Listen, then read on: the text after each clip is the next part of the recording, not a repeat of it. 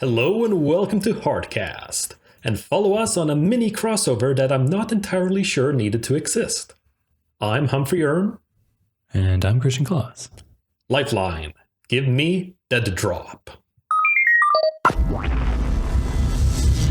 So we start with Eric falling from the sky. Dead drop, maybe. He's apparently being chased by the police because he's been deemed an alien imposter. We see that he's chasing a woman who's apparently a terrorist.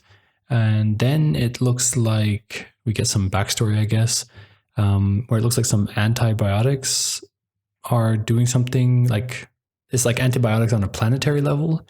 And they are attacking a different world, which kind of looks like Earth at first, but it's not really well explained. So it seems that this virus is being stolen by the terrorist that Eric is chasing through New York City. So he finally catches her as she's making final plans with this guy on a phone, talking about how they don't know the power of the virus. And if they did, they just let them kind of get away with taking away the virus or something. But it's not quite sure because Eric interrupts her by capturing her. Then Eric has the virus. The woman manipulates the cops that are pursuing Eric, so they start shooting him. And while they're shooting him, she grabs the virus back and makes another run for it. Then Neville tells Eric, so Neville, the ninjak guy, tells Eric to stand down just as he's about to capture the woman again while she's making her final escape and making us believe that there's some sort of sinister background thing going on with the virus and has something to do with the vine. And if Eric continues to pursue her, he will die. And that's how we end issue 1. Succinctly summarized. I would hope so. Yeah, no, again, I remember hearing a lot about this when it came out. Because this was during the time I was kind of like on track with everything for the most part. I remember overall, this like all of these issues, they weren't super well received at the time. Yeah, I kind of got that as well, or I got that idea as well from when we mentioned that we were going to be listening or reading this one last episode. We had some feedback that this one apparently isn't that great. So, but I gotta say, to start off like this, I mean, again, it's always kind of tricky with these in media res stories. Because you have to kind of have like a bit of this, like, as you know, and stuff like that. Yeah. To get things going. But honestly, and this kind of will be mentioned then later on as well, but I think what people probably had the most problem with is just, what would we say, the matchup. Okay. I mean, you have Exo Manowar, who we have seen in so many volumes and crossovers how powerful he is. And he can't quite catch a teenager running around. Right. And not only that, but he's also like destroying everything while he's running. Like he's basically like some sort of Hulk character who's just running through the city, just destroying everything in his path. It just kind of did make him feel very barbaric. And I mean, there's so many other things he could have done, like, just flown up into the sky higher than, the people that are on the ground, and he doesn't have to like rush through them or anything. I don't know. It's just, it did feel very silly. Well, they mentioned something in a later issue here, where they did mention something about apparently because he had contracted the virus, and that apparently was kind of messing him up a bit. Had he already had it at that point or what? That's, again, it's hard to tell. I think that's one of the reasons why he doesn't like just follow her when she gets on the train. Besides Neville telling him to stand down. But I don't know, it's just a little bit reading it is just kind of like, well, it just kind of feels like it's Superman not being able to catch, just a normal person. Yeah. It's like, it depends on the scenario, like if you take like Sloofer as a normal person. But, he has means, he both has the legal means of keeping Superman away from him, as well as other like, more technological means. But here it's like, okay, a hacker, and yeah, she's kind of good at parkour, but really? I mean, this is a guy who can fly, like, from, he can just fly on his own from Earth to a different planet. Yeah, exactly. It feels like the action itself, without context, is cool, I think. But yeah, with context, it's just kind of like, yeah, this doesn't feel like it should be a challenge. Yeah, and especially the whole thing where like I don't know, where she grips or takes the virus back. I don't know. It just also feels very kind of like he's not some sort of like newbie superhero or something like that. I mean, first of all, he's a warrior, from an ancient, era.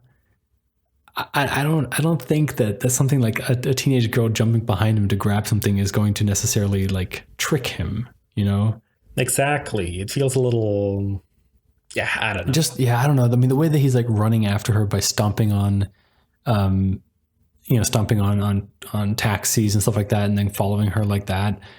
It's like, why aren't you? Yeah, again, like I said, why aren't you flying? I mean, you literally can see where she is at all time if you're just like 5 meters in the air. There's like literally no reason for him to not be in the air at this moment and just flying and capturing her. It's weird. It really does feel like they weakened him so that there would be some sort of conflict here. Exactly. And again, this happens a lot of times in superhero comics.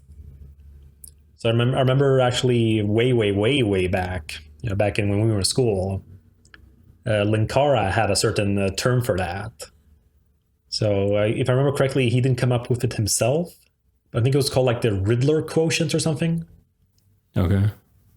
Yeah, because basically it's the idea when you have trained, powerful heroes facing off against someone on a much lower power level, you have this whole Riddler quotient, because apparently Riddler's like a typical character for that, where suddenly like the characters have to either make mistakes or just kind of forget about certain powers or things they could do in order to get the story going. Is Linkara still doing stuff? Oh yeah. I mean, I lost interest in like that whole stuff way long ago. Oh, but it's a Secret Origins month, so that could be kind of fun. He reviews like the first issues of any like appearance of a character, so that could be kind of fun to see what he chooses, because he's gone through like most of the famous ones. Has he done any Valiant stuff? I don't think so. The only Valiant book I remember he did, which without me even knowing at the time, because I did look it up because I thought like, oh, that could be kind of nice to see, was one of those Nintendo comics that they did way before the Valiant universe started. But again, it did say Valiant at the top. Yeah, well, another thing that I also just noticed, because I started watching this Twitch channel called Hyper RPG. I don't know if you know that place. Because they started doing a Power Rangers RPG game. And I also see that they have a reoccurring Valiant RPG. So they basically play the Valiant role-playing game on like live. And you can actually go onto the website and just onto the YouTube site where they post every show. It's like about 1 hour to 2 hours. They post every one of those on their YouTube channel a week after it's been aired. Or if you subscribe by paying to their Twitch channel, you can watch it then right away when, because like for example here in Europe, there's no way that we're going to be watching the stuff live because it's on at like 1 a.m. Exactly. For us in Europe. So there's no way that I can watch the Power Ranger stuff. But so I waited a week to see the first episode to see if I even like it. And I'm not that huge of an RPG fan, but I think because I tried the Valiant one because you can get them as podcasts as well. And the Valiant one was just so, because I didn't like listen to episode 1. I started episode 47 or something like that. And it just felt so weird because I didn't know any of the people playing. At least with the Power Rangers ones, I know some of the people who are playing, like, in the way a person knows a celebrity. So it's more interesting in that sense, but I don't think I would watch an RPG by people playing that I don't know. So I'm not going to really watch a lot of the Valiant stuff. But yeah, so basically all the characters there, they don't play as characters that we know, but they play as their own psiots, if I understood it correctly. Well, that's an easy kind of thing to do. I mean, it'd be like being a mutant in the X-Men. There's so many like kind of off-screen ones that you can do. Right. And it was just kind of weird because it felt so lack of story. It felt more, it was just drama between the characters that they kind of made themselves. And it just felt weird. But I mean, yeah, totally check it out if you're into RPGs. I know at least one of our fans is into RPGs. So yeah, it's kind of nice. So Hyper RPG on Twitch or on YouTube, I'll put both links in the show notes. All right, I'll check it out too.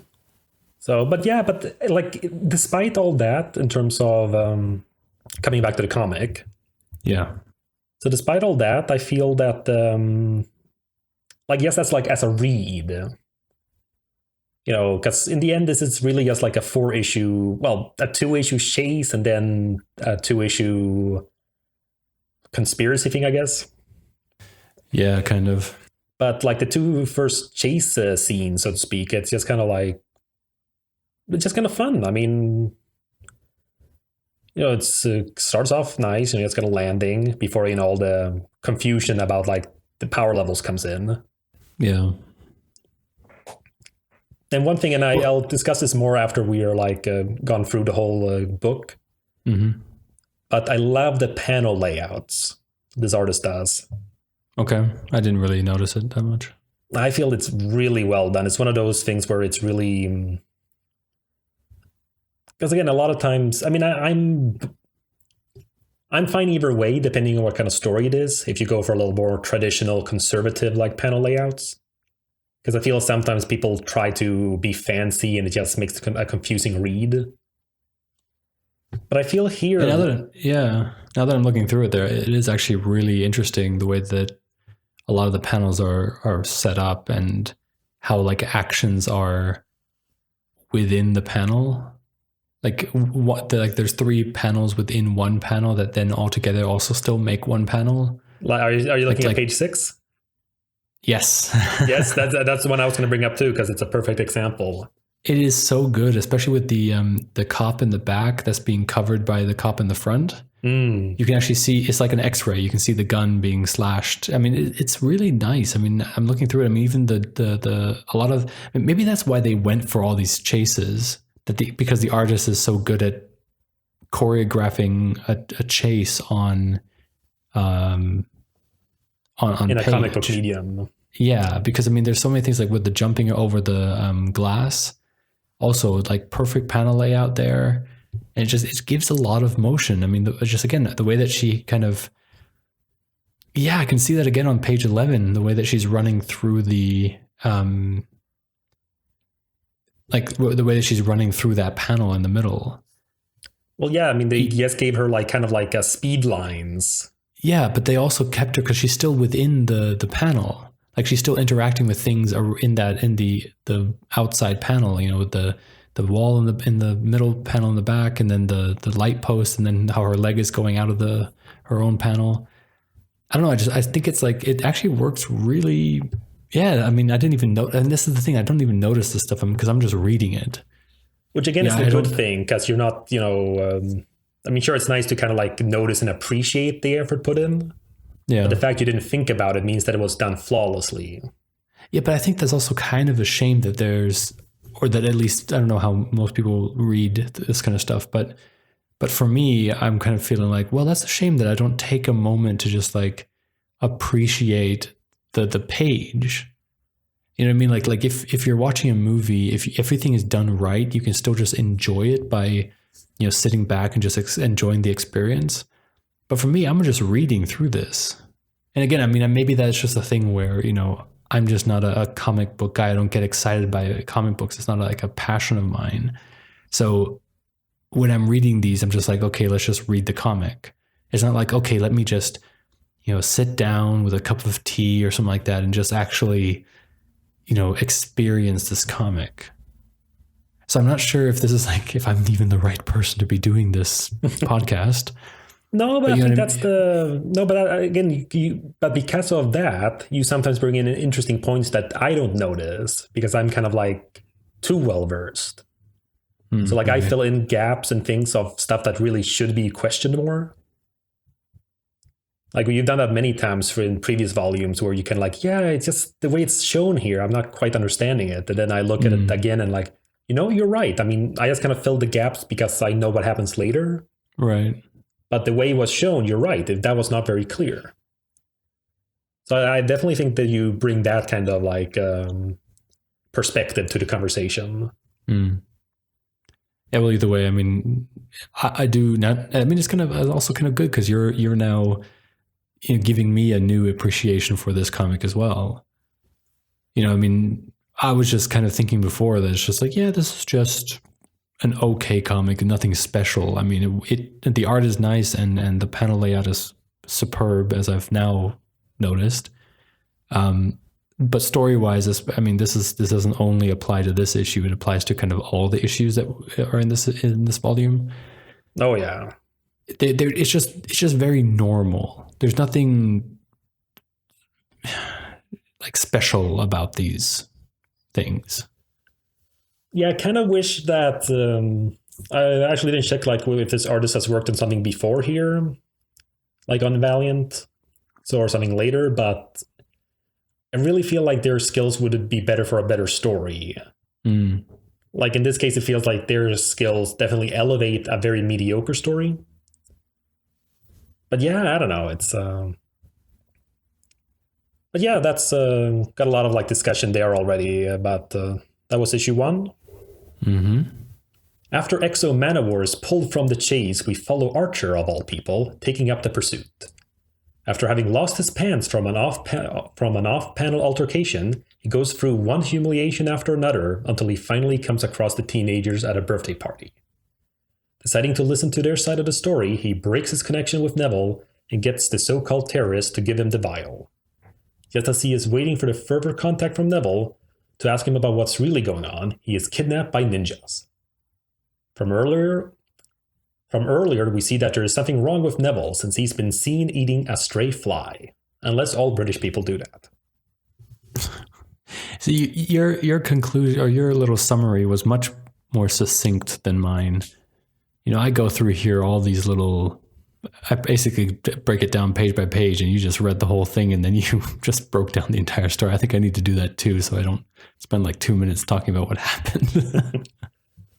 Well, I don't know. I didn't feel like it was necessary to have like the first panel, which is the now, which is. I agree with you. I haven't thought about it since you mentioned them so many times. Yeah, but I hate them now too. I hate them now. I hate now. Yeah, well, I mean, especially with this kind of thing, it's on this podcast that I used to listen to called Script Notes. They called it the Stewart Special because so many like new writers do this, where they bring some sort of eye-catching or like the big blockbuster moment at the beginning, and then they go like the whole record scratch and look how I got into this situation. How about we go back a couple of minutes and then you'll see what happened. And it's the same thing what happened here, and especially because they were jumping back and forth quite a lot in this one again. I mean, this is the starting off point of when they started jumping around. Mm. And like in time, because they then started doing that later then as well. And it was just annoying because you went from now to 21 minutes ago and then to earlier that day. And it's just like, just do it from front to back. There's no... Everyone should see that clip from Rick and Morty. Which one is that? The Purge episode with the guy who's reading a script. Oh, yeah. Honestly, I always think of that whenever this happens there. Just, I think stories should, start when they start. And, that's my thought of it. Get out. I just opened my heart and you took a whole shit on it. Yeah. But yeah. But again, this is kind of like, it's so often, and I don't think it's just Valiant either. No, it's everything. I mean, movies do it, books do it, everyone does it because you need to get the person to want. I mean, you need to show them the exciting part first, so that they want to see. Oh my God, how did they get into this situation? And we have to make it clear that this can work. I mean, it's not like never do it. I think Deadpool does it really well. No, but it worked in with the like meta-ness of him as well. Yeah, I know, but I mean, it's just like, yeah, but it's not. I feel like it's kind of cheap because you're basically saying we didn't understand, we didn't know any other way to make this story interesting from the beginning, so we're going to show you the part where it does get interesting, and then we'll show you the rest. Yeah, no, I agree. It's not the I just mean like anything. It's a trend, and whenever there's a trend's happening, it's happening kind of haphazardly, and that's when we're like criticizing them. And No, but I think even from the beginning, you could start criticizing it right from the first time it was ever used. Because the reason it was used is because someone was thinking to themselves, like, oh my God, how are we going to make people actually interested in this movie? Or in this TV show, or in this book, or whatever. It's like, okay, well, why don't we show them the interesting part and then tell them how to get there? And I just feel like if your story isn't interesting at a point where you can start it, then you put it to another place. You start it from a different place where it is interesting. yeah, I mean, honestly, looking through the way it's been done here, just seeing like the layout here, I feel this. I mean, again, it's just one page that it starts with there, but just starting in the subway, I think if they just were to change up the third page of the actual comic, like page 5 in our case, so there was that. So that was more like the splash panel. Because okay, we got Archer on a subway in his underwear. Yeah, which also, by the way, how is that underwear? Yeah, I thought he was wearing shorts the entire time. I mean, if you're going to put him in underwear, you put him in tidy whities. That's the embarrassing one, not boxer shorts that are basically look like shorts. Yeah, I agree. That was very. I mean, it's like. It felt kind of like. No, you first. No. It's just like, I mean, here it's just the way that he was complaining about this whole thing. I apologize for ruining the birthday party, but these people are extremely dangerous terrorists, and I have had enough disrespect for one day. Just because you're wearing boxer shorts? I mean, especially like when he was talking here in, like when he was in the train with his shorts there, it looks like he's just wearing jogging shorts. Yeah, I mean, again, regardless of what it is, for us as the reader, the way it's been drawn, yes, it doesn't come across as such. And also, tidy whities are the funnier underwear. Very. First of all, and second of all, Archer is the kind of character who would be wearing tidy whities. I was actually more surprised that he would actually wear these kind of underwear. No, I'm serious. I was actually like surprised, like, okay, that's kind of quote unquote cool for Archer. No, but you're right, because they kind of, in this issue, I mean, again, he's always been like the uncool guy in the sense of what he's supposed to be, even though he is cool in terms of skill. But here they really trying to play up this sort of like dorkiness. And as you said, it doesn't really work visually on him. No, because if he was wearing tidy whities, how funny would this whole section, this whole issue be if he was running around in tidy whities instead of like blue shorts? Yeah, like, no, I think it's the extra thigh area that just makes it funnier. Yeah. No, but that's the thing. That's where you kind of get the whole like the chicken leg kind of thing. So, but as you said, yeah, it looks kind of like a beach kind of what's called style. Yeah. I mean, again, it's just short shorts. Yeah, not even that short. And even with the color, I mean, if you're going to do that, make it like the white one with the red hearts on it or polka dots or something like that. Because right now it just looks like they're jeans shorts. You're right, and that's the color and the color and the texture that they put on it, especially on the page with the because now I've combined all the PDFs again because I'm on page 41. When he's in the train for the first time telling the person to stop, the texturing kind of looks like it's like denim. Yeah, no, you're absolutely right. I mean, and I thought that myself the first time too. Like at first I thought it was actually that he's so conservative and such a prude that even shorts is too much. Which I guess maybe some people would feel like that. I mean, I'm sure the Amish don't go around in shorts. But yeah, it's just. But I think we made our point about his choice of underwear clear. So, can you explain to me what's going on, where he's waking up and all that stuff? Because I had no idea what was going. That was also very confusing to me because it doesn't so feel it wasn't really. just me.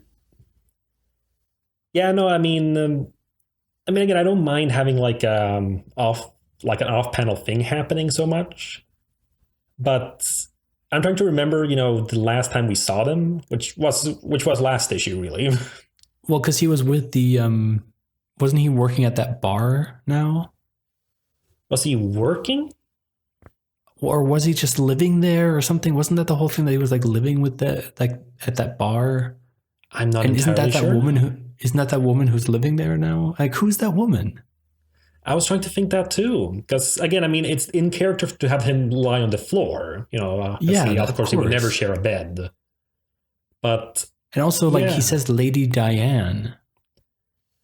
I'm trying to remember. It might be the bartender that, from where the whole story started. Where he first met Armstrong and where they kind of met at the end of the volume 6. But yeah, it doesn't feel at all. That whole scenario does not feel right. Wait, was it? Oh yeah, because volume 7 is the 1% and Other Tales, which is not the. Yeah, which is just the extra stuff. Yeah, so let me just check volume 6 here. Yeah, because that's the one. But even then, remember, after that, we had the Delinquents. Right. So they had all that stuff happening. So I can't remember if there was anything at the end of that too. Nope, it's not the bar lady, because her name is Melissa. Okay. So I just checked Archer and Armstrong volume 6. At the end of the volume, they are hanging out at the bar. Archer's been giving him, or Armstrong gave Archer his first drink, and he calls, Melissa poured the kid a pint, Pilsner, I think, start him off slow. So her name is Melissa, so it's not Diane. And this is my problem with this. Again, as you said, it's not a big deal if stuff happens off camera or off panel, but this is way too interesting of stuff to happen. Why is there a half-naked woman, at least half-naked woman, lying in the same room as Archer? 2, where's Armstrong? 3, what happened with the Archer tracer, and who was the person he was tracing, and why did she burn his clothes or his pants and had a dog pee in his shoes? Exactly. It's it's just, what happened? Yeah, and I just way too missing. And it also has the same problem. This whole issue has the same problem that the first one had, because we have Archer, who we have discussed before is pretty OP. Mm-hmm. I mean, this is the same guy who, when captured by Hardcore and put to sleep, could willfully trigger sleepwalking and escape, as well as being able to copy psiot abilities, because they're mind powers and any skill of the mind he can copy. Right. And the same issue here where, again, of course, he'd be careful and not wanting to hurt people and whatnot, but... Yeah. But when the ninjas come out... But when the ninjas come out, I feel like he should have been able to easily beat them. Yeah, there's nothing really indicating that they did anything special. They just kick him in the stomach and he's caught. Yeah, and also that's the thing, if you look at the the next volume, when they reveal who they are, they even say that they were a peace-loving society. How do they know how to fight suddenly? No, but seriously, I mean, if you're thinking about this is a peace-loving society where they forgot what it felt like to be lied to, how would they have the muscle structure in order to inflict pain? That's just one of the first things that was coming up into my mind is how are these people who have been in peace for so long suddenly even understand the concept of revenge Like they're talking about like, oh, we were so peace loving that we didn't, we don't even know how it felt like to be lied to or to be, disappointed in someone or something like that. And then suddenly they're all like out for revenge. Like, how does that switch just turn on? I don't know. It's weird. Yeah. And we can get to the third issue now anyway. Yeah, I mean, the same things we've discussed in the previous issue are present here. And the art is, again, great. So, I mean, again, is it the same guy? It's not the same guy, is it? No, it's the same guy. Okay, yeah. So, I mean, some faces here and there can be a bit odd, I feel. Like, he has a tendency to, what's called, add a lot of, like, how would you refer to it? Not texture, but he draws a lot of, like, extra lines on, like, faces sometimes. Just to indicate some more, like, shape and, form. And at times I feel it can be a little bit distracting. That because they're there, they kind of become a bit, especially with the coloring that then gives more value. Sometimes I feel they can be a bit against each other. Like since you combine them, I can't say the exact page. But after Archer kind of like has caught them and he takes off the earpiece. Yeah. And he throws it into water and that's not super clear either. I mean, there's bubbles around his foot in the panel. He crushes it. But otherwise, it's not clear. Now I just saw that too. Yeah. It's not really clear that he's underwater. So I'm not sure if that was just a mistake or they thought it looked better like that. I don't know. But the first panel there, it's not badly drawn, but it's just kind of a little rough. And he kind of has a bit of a dopey face, I feel. I don't know. I kind of like it. Yeah, again, it's not terrible. Like it's still but true. Yeah. I mean, we've seen so much worse. And this is if you wanted to really nitpick it apart, then maybe you could find some like parts where it would be a little bit weird, but I feel like this is more than okay. All right. But the strength, as I said, but the strength is the like panel layouts of this artist. This guy really knows how to set them up.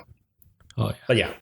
On to issue 3 and back to my long form summarizing. So we meet Betamax. Which, do you remember him? I do not. Quantum and Woody. Was I supposed to? Yeah, Quantum and Woody was one of the Edison villains. Oh, I don't even remember that. Oh, now that makes sense. Everything that you said. Okay. So we meet Betamax. So I guess we meet him again, who is meeting Neville in a park in New York City. He's the typically overly happy character who just wants to serve. Also, he looks like he's half human, half android. Neville cloaks then both of them from other people's gaze and walks to a drop zone, a dead drop, where Betamax scans the area to find a USB stick, and he retrieves it, and Neville talks about how he's a hero and lets him go home. Betamax, however, keeps talking about how he wants to be a hero and help people, so Neville invites him to join him, and we cut to Betamax in the back of the van with the ninjas that we saw capture Archer last issue. So Betamax is tied up and Neville pulls off a mask to reveal that he's an alien. One of the ninjas catches a fly with his long tongue, showing us that they too are aliens, and then also Neville, in quotation marks, gives some backstory. So basically what happened is his planet was peaceful and perfect until the colonizers brought them gifts, and those gifts were death. And now they're out for revenge. So they leave Betamax in their van, I think. I'm not quite sure. It just kind of looks like they're in the van. It just kind of pans out. They say something cryptic about how their plan already worked out and then walk away. So then the real Neville is freaking out because he can't find his operatives, but suddenly gets a fax from Betamax, which he mentioned offhandedly while he was being introduced, that he can, fax things. So in the fax, Betamax explains that Neville has an imposter or an impersonator, and then Neville calls Detective Cejudo? How do I think it's Cejudo. Cejudo, Mr. Spanish man. Detective Cejudo, and we see that Eric and Archer are tied up and that Betamax is dead, or at least has his head cut off. That's the great thing with a superhero story. Like it's not enough that their head is cut off. Well, also he's an android, so it's kind of like I I mean, guess, but still. if it was Eric's head there, I'd be like, okay, Eric's dead. But because he's an android, I'm pretty sure he has some sort of backup or whatever. And I was quite sure that that he'd come back. Yeah. So yeah, but here's the thing. Here's like on this page they explain it. So I'm going to go back to that point that I was making before. They literally say, imagine a race so thoroughly resolved to going with the flow of its corner of the universe that it no longer harms anyone, not even its own. Imagine colonizers who don't care because they worship profit more than they love war or they worship love. Imagine being so thoroughly sincere, most of them no longer remember what it is like to be lied to or attacked. And that's what I mean right there, is that they had such a peaceful little colony that how could they suddenly be able to fight and have this kind of like skill set that would have probably died out with that feeling or that knowledge of being lied to or attacked? Well, the way I've understood it is that they're not the aliens that get killed on these pages. They're the antibiotic that kill them. Oh, but they look so similar. I don't know about that, but it's like the Wait, fake so they memo were the said colonizers? in the first, but then why do they want revenge then? Well, they kind of got the revenge once, and now they're gonna get it again. I think. Like everyone but has revenge to pay. For what? Well, the what are they revenging? Yeah, I don't know. It's very confusing. So I didn't quite get it either. So it just, I don't know. It's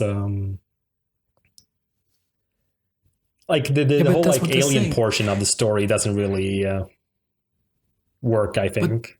But that's the thing. I mean, the way that he's talking about it, he's all grim about it. It's like he's calling, like imagine the colonizers sending an invitation, something they call a pleasant gift, a way of forming a bond, a way of showing the planet's original residents a better way of life. And then everyone dies. And their way of life is death. And it's just like everyone's dying. And then they're talking about how it's a harvest for the colonizer. And then the way he's like bent over and just kind of in shadows. And it's like, it's always just a harvest. They lie, they infect, they kill. Now tell me, why should we not seek revenge? So for me, obviously, they are part of that group and they're seeking revenge for this virus.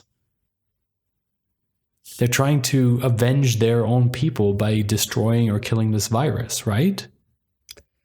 Again, it sounds about right, but even so, it doesn't quite feel right based on what I'm seeing visually, because they don't look like the people on that planet that are getting killed. Unless that's like their mutated versions because of the virus, and I don't know. It's I just kind of like brushed it off. Yeah, I mean, the whole thing is just weird. And also that whole cryptic message where it's just like, where he's saying like, it won't work out. And the guy's like, you're wrong. It already did. I thought this was like the startup to some sort of time travel nonsense. Like how it had already happened, but also not. And it's just confusing. I mean, yeah, at the end of the issue, we see that Eric and Archer are tied up, but I mean, or I guess they're being infected now by the. I don't know. I mean, they didn't explain this stuff. It's so frustrating. Yeah, no, I mean the actual plot, like the actual. Well, actually, the actual story doesn't quite work out. So, but I think like the actual plot, like in terms of like the things happening,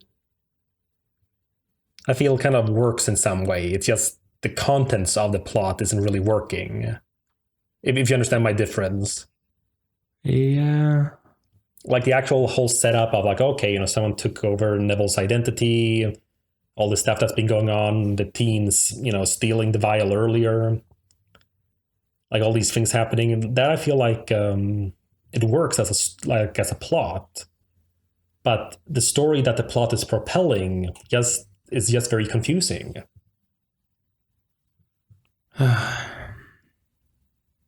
That being said, I really like Betamax. I thought you would. He's just as, stupidly optimistic as you are. No, I just think it's kind of a sweet. First of all, the idea, because I mean, the idea was already joked about in the first volume of Quantum and Woody. Mm. It's just a fun idea of a cyborg, but he was made in the 70s, 80s, so he's kind of outdated now. I mean, that's fun. That's just an amusing thing. Like, it's still an amazing piece of technology in terms of, the cyborg part, but all of his gadgets pretty much are just lame. Again, that's just a great idea, I feel. And yes, this optimism too. Yes, the whole he wants to help, after the whole what happened. And just the whole idea of actually, like, I love it when like the messenger gets to be a hero. Because the way it's done here, it really feels nice, I feel, because, he sacrifices himself, but manages, and just the whole thing that the fact that his one little, like his actual technology that he could do, that he can wirelessly send a fax, which actually is kind of impressive, I guess. Considering if he's just built from old material. But just something about like, the fax, that's how he got through. I didn't even notice that he mentioned it in the first page. So yeah, that was like an offhanded joke. Like it was just like, well, yeah, to show off like the silliness. Yeah. Like who the hell faxes? I mean, I know they still used for like some business transactions and stuff, but which is so stupid because it's the typical thing where, some old people don't want to go away from old ways. And then they're all like, oh, we have to keep this outdated material because it's the only thing I understand. And then all the young people who are actually, everything would go so much faster if you just do everything over the internet, over email and stuff like that. But they're like, no, we need to have a fax. It's just like, ugh. Like the worst thing is when I have a tablet, a pen tablet, so I can sign my name under digital documents, right? And then they send it back to me and then say like, oh, we can't accept this because you signed it digitally. And then then you take it and you send it as a fax and they're like, okay, this is fine. It's just like, come on, this is the same goddamn thing, you old farts. Anyway. Yeah, but I just feel that those last few pages, like as Neville gets like the fax and it's, we see the captions of it and all that. I don't know. I just find it very sweet the way it's written. It's just this very nice guy. So I'm not sure if this finds you in time, but in case of my untimely death, I hope to die doing something worthwhile. It's just like, oh, Betamax. And like that gives so much good information within the scenario. Like it's not like perfect, but it's enough to actually get things to work. Yeah. And yeah, just and especially with this sort of like vernacular, because it's very like casual. So just kind of you can really feel his personality in his sort of like dying words here. So it's just, Mr. Alcott, I'm typing this with my mind, so please excuse typos. Like, oh, even then he's like just being apologetic and like, it's just really nice. Were there any typos actually? No, I don't see any typos. Where you said that whole thing about the typos about. It's the one where you see Auric and Archer. Oh, okay, back there, yeah. So, but yeah, honestly, as like a death scene, this is probably one of the strongest ones in the whole Valiant universe for me. For a character who we barely know, but just with his previous appearance in Quantum and Woody, and then here. Yeah, but you also cry at Pokemon episodes, so. Pretty much everyone. Jesus, you're so. I'll be a good critic to buy off. Just get like paid off. And it'll be genuine too, that's the thing. So when I say that, this Paul Blart 2 is the most emotional film I've ever seen. So I haven't seen it, but I'll say that that's how emotional it was. Mm-hmm. But then in terms of like, since we kind of brought up the art, I thought there was an interesting thing to discuss here though. Because there's no chase here, it's a lot more conservative in terms of layout. Yeah. Yeah, true. But it works. I mean, you would not. Why would you? I mean, the whole first portion in the park. Why would you make all these equivalents of Dutch angles and crazy things? Which they actually did do, though. In the first panel? I mean, in the first... Oh, yeah, true. That one on the second page of the actual comic. Yeah. But that's the actual angle within the panel, not the panel itself. Yeah, I know. But I mean, that is the Dutch angle. That's true, yeah. I was referring to the panels themselves, but you're absolutely right. Actually, now that I'm looking through it, there's a lot of Dutch angles here. The whole next page is the panel sizes themselves. I mean, the panel have a diagonal line. Yeah. That's what I mean. And again, I just like it because again, it's just like with, as you were mentioning Dutch angles, it's just like with film directing, like cinematography. It's not that one way is the best. It's whatever works for what you're trying to say. Yeah, of course. And with with this issue being a lot more low key, with not really any action, this is the exact way you should have done it. And I just think it's really nice. Yeah, no, it is. I mean, it doesn't seem out of place. It seems right. All right. Issue 4. Out of all people available, Detective Cejudo is chosen to take care of an interplanetary threat. As a favor to Neville, she goes to the place where Betamax was killed and suits up.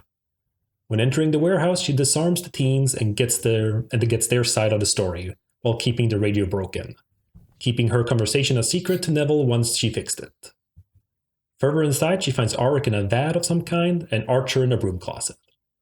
The virus from the previous issue presents itself to her and it is in pain.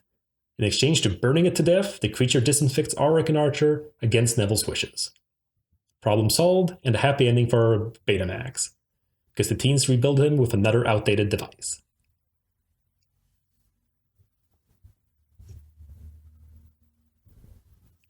So that's kind of the thing we've been kind of discussing about, having Auric and Archer not really manage their, missions in a sense. And then having this, sure, she's a clone, but that doesn't really give her any superhuman powers. Well, yeah, but I mean, she doesn't necessarily need them. No, absolutely. Just kind of questions the whole thing. Like, then why have, Eric and Archer even in the beginning at all?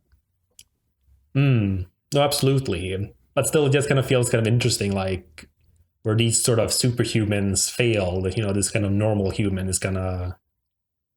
Yeah, but we've had that kind of story told as well before, where just because the way that the human goes in not knowing, like not having the superpower, because again, that's the whole thing about becoming cocky about something, is that you rush in and you just do things without thinking because you're like, well, I'm super strong, so I don't need to worry. Whereas then, someone like Sujo would just like be a little bit more calm and collected and careful when she walks in there. And also the fact that the virus isn't even bad in that sense. Like, the virus just wants to die, which also I don't understand, because actually I don't understand the whole who the aliens were and who this virus is, if they're connected, if they're the same people, because technically they must be the same people. Or like on the same side, right? I mean, basically, so what they're doing now is they're defending the Earth from the virus, right? Well, the virus itself is defending it from itself. This thing is the virus. Yeah, I know that that's the virus, but I just understood that it's like it's in pain and it wants to die. Well, the way I understood it, that it is the virus and it is in pain, and after disinfecting those two, Cejudo burned down the warehouse. Yeah. But I mean, then what? Yeah, but what? Why does it exist then? Like. Well, again, as I understood from the previous issues, that alien planet we see created this virus as this antibiotic, sent it to space, and then, as Neville said, the virus gained sentience. It evolved sentience. Yeah. So it came back to the original planet and like killed it all. And now it's kind of like been captured into that vial and is in It's on Earth. Yeah, it's not very clear. But then who are the aliens? Are they trying to they're kill just the creators virus, or of are the they trying to? virus. I think those are But they the want virus. revenge against. But who do they want revenge against? I don't know. It's very tricky. I think it's more like a matter of principle, but I don't think it's written well. It's not. It really isn't. Yeah, again, I really have like no idea. No offense to what's his name, Alice Cutt. Oh yeah, and a shout out to Adam Gorham, the artist, for his really good job. But yeah, just like I said, the plot wise, like the actual things happening, like the way it's happening, I'm enjoying a lot. I was actually enjoying this whole read. Yeah, I enjoyed it too, but now that we're actually thinking about it, it just doesn't make sense. Like none of it. If anyone listening, actually knows exactly what's going on with this like virus and the aliens, yes, please tell write us. To us. Yeah, tweet us. You can go on Reddit or tweet us or Facebook, whatever. Now that you have 280 characters on Twitter, you can now tell us the entire story on Twitter. Exactly. No, but just anything, because it isn't very clear. But the emotional journey reading through it all, I really enjoyed.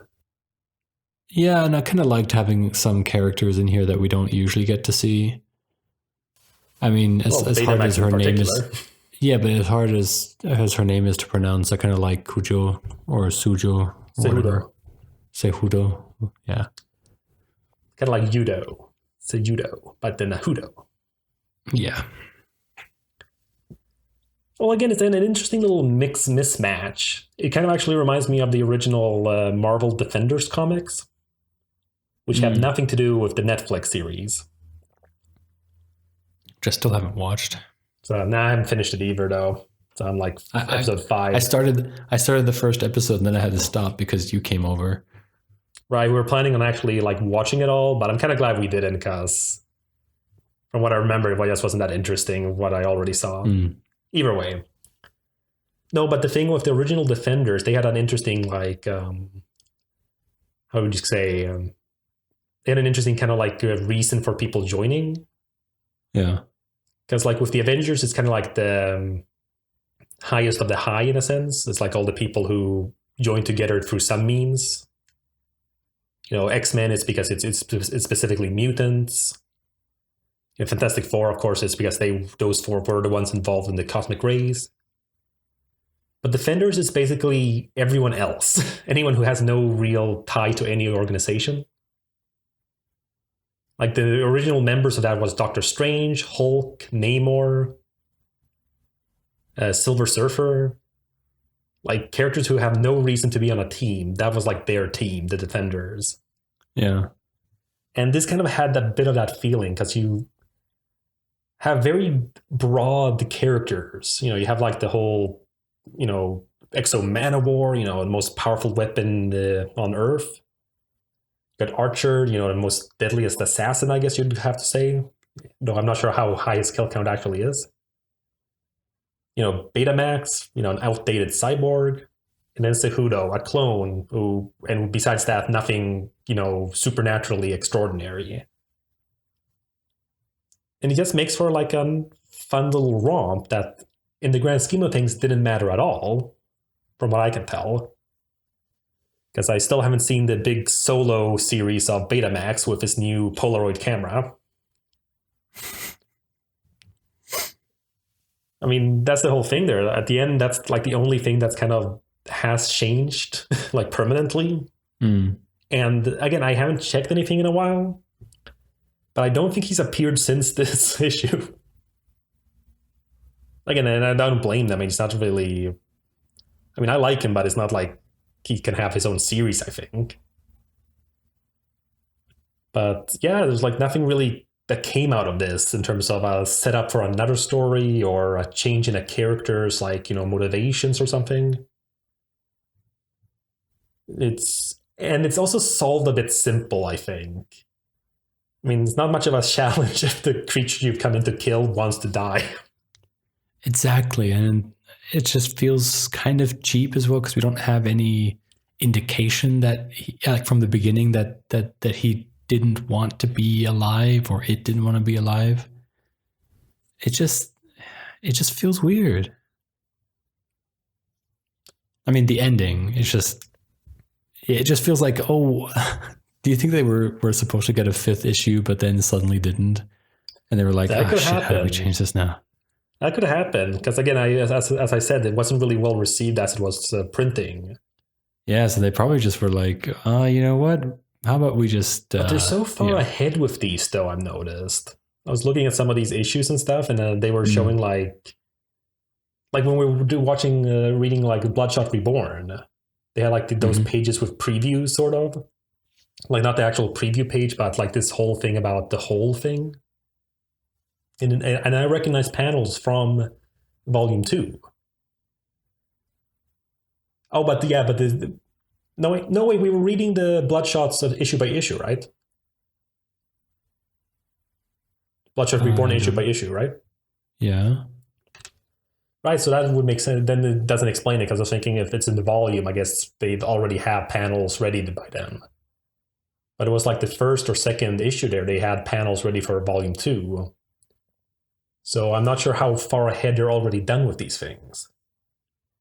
Because usually what happens, it's like with Marvel now, they had this one series called the Black Panther and the Crew. Mm-hmm. And it was canceled after issue 2. But it still has to finish enough to have a trade paperback, which I believe is up to issue 8. So even though it's been canceled, it has to continue for 6 more issues. That's kind of like... That just feels so weird. It's like when you get fired, but you just have to work for another 2 weeks. Yes. It's just like, why even do that? I mean, if I get fired, I'm not going to go in for 2 weeks and sit there and work hard. I'm just going to be like, I'm going to be on Netflix or shit. I don't know. Dicking around. Yeah, I'm dicking around anyway. No, I'm not. If anyone, no one's listening to this from work. I don't. The one guy listening is your boss. Yeah, exactly. But yeah, I mean, I think that's the kind of thing it was just a little side story. So, but I am curious, as I mentioned in the very beginning of the podcast, why it needed to exist. So again, I liked it. I'm not unhappy that it existed. But it just kind of feels like, considering how these superhero universes work, this just felt like such an odd bunch among all the other stories. Should we leave it at that, or? I don't know. Do you have anything else to say about it? No, I mean, I actually like this new setup we have. I mean, we still kind of go here and there, because I was planning on waiting to talk about the art until the very end. But I think the way we did it, actually, in this one, it actually worked out really well, I think, because there were actual notable changes between the issues. So it was actually an interesting point to mention how the art varied between them. And otherwise, I think it worked out really well. So I look forward to doing it in this format in the future. All right, cool. I'm kind of liking it too. And if you liked it too, you can let us know on Reddit, or you can tweet us, or you can follow us on Facebook. Also, all of our episodes are available on our hosting site, Podbean. Links are in the show notes. That was the 59th episode of Hardcast. And catch us next time for... Ninjak Volume 1, Weaponeer.